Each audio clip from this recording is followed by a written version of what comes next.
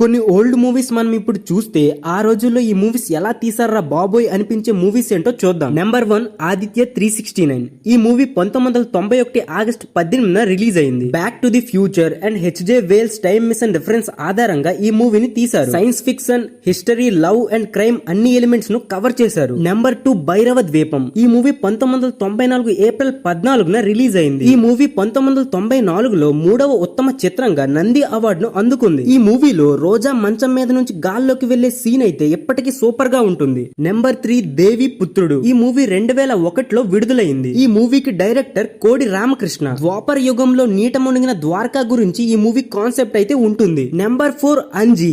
ఈ మూవీ 2004 జనవరి 15న రిలీజ్ అయింది. ప్రతి 72 ఏళ్లకు ఒకసారి వచ్చే ప్రణవ మహాశివరాత్రికి ఆకాశగంగ స్వయంగా భూమికి దిగి ఆత్మలింగాన్ని అభిషేకిస్తుంది. ఆ జలాన్ని గనక తాగిన వారికి మరణం ఉండదు. ఇదే మూవీ కాన్సెప్ట్.